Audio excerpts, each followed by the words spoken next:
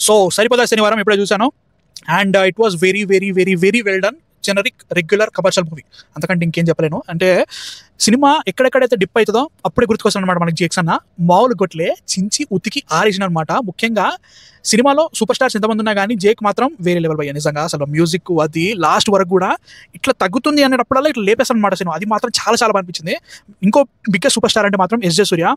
I'll be very very happy to say that ఈ సినిమాలో నాని గారిని ఎస్జే సూర్య గారు తినేసాడు.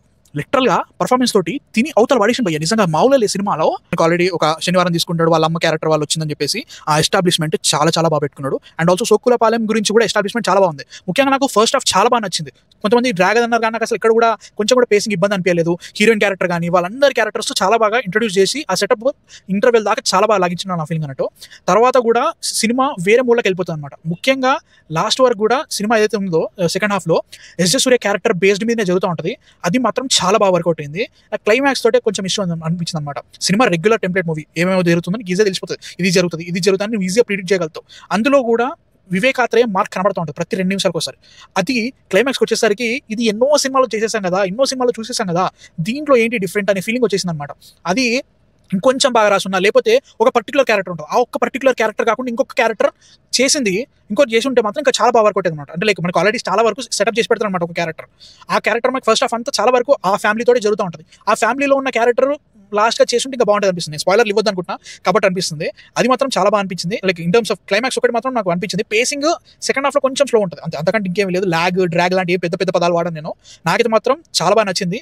రెగ్యులర్ సినిమా, కమర్షియల్ సినిమా, ఇంతకంటే లైక్ రెగ్యులర్ ఇంకా పోదు. ఈవెన్ నాకు వివేకాత్రేయ కాబట్టి ఆయన మార్కులు kind of twist and turns ఏమైనా ఉంటాయేమో అనుకున్నా కానీ లేదు, అట్లేం చేయలేదు. బట్ ఆ ట్విస్ట్ అండ్ టర్న్స్ క్రియేట్ చేసే క్యారెక్టర్స్ ఉన్నాయి. ఆ క్యారెక్టర్స్ చాలా ఎంగేజింగ్ అండ్ ఎంటర్టైనింగ్ గా ఉన్నాయి అనమాట. వాటిని యూజ్ చేసుకుంటూ ఒక రకంగా వెళ్తుంది సినిమా.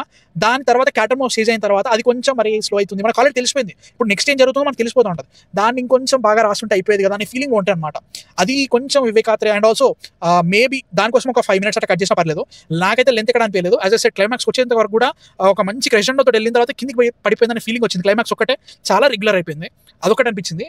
సినిమాలో ఏది బాగున్నా బాగాలేకున్నా సినిమాటోగ్రఫీ, మ్యూజిక్ రక్తాలు చిందించారు భయ్య. నిజంగా మామూలుగా లేదు, అసలు మామూలు లేదు. అసలు చిత్త కుట్టాసాలు వేసిన అనమాట. జేక్స్ విజయ్ గురించి ఇంకా వచ్చే సినిమాలు మాట్లాడుతూనే ఉంటాం. నేను కల్కి సినిమా నుంచి ఫాలో అవుతున్నానని, మన కల్కి కాదు మలయాళం కల్కి.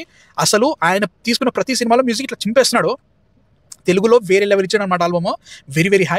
అండ్ పర్ఫార్మెన్స్ వైజ్ కానీ హీరోయిన్ క్యారెక్టర్ ముఖ్యంగా ఫస్ట్ హాఫ్ అంతా చాలా బాగా పెట్టిన అనమాట. ఎందుకంటే ఇంటర్వెల్లో జరిగే ఒక రెవల్యూషన్కి ఫస్ట్ హాఫ్ నుంచి అంతా ఒక సస్పెన్స్, ఒక kind of what is a drama create చేస్తాడు. దాన్ని చాలా బాగా క్రియేట్ చేశారు. సెకండ్ హాఫ్లో ఆ క్యారెక్టర్ ఒకటేసారి డల్ అయిపోయింది అనే ఫీలింగ్ అనిపించింది అనమాట. అదొకటి అనిపించింది. సెకండ్ హాఫ్లో సూర్య ఎస్జే సూర్య క్యారెక్టర్ అసలు అమ్మ బాబాయ్ దయా, ఇన్స్పెక్టర్ దయా, అది ఇట్లా కూడా ఉంటుంది ఒక సీన్ ఉంటుంది పర్టికులర్గా. అది మాత్రం చాలా చాలా బాగా నచ్చింది. యాజ్ అ హోల్ సినిమా మాత్రం చాలా బాగుంది, ఖచ్చితంగా బాగుంది. కొంచెం సెకండ్ హాఫ్లో నాకు కొంచెం ల్యాగ్ అనిపించింది. ల్యాగ్ అంటే ఇన్ టర్మ్స్ నేను చెప్పినట్టుగానే కొంచెం స్లో ఉంది. అండ్ క్లైమాక్స్ ఇంకొంచెం బాగా, ముఖ్యంగా ఒక క్యారెక్టర్ చేసి ఉండే ఇంకొంచెం ఎమోషనల్ ఇంకా బాగా వర్కౌట్ అయ్యేది. అండ్ ఛాయాదేవి గారి క్యారెక్టర్ ఆర్క్ అంతా కూడా స్టార్టింగ్ నుంచి ఎండ్ వరకు చాలా బాగా తీసుకొచ్చారు.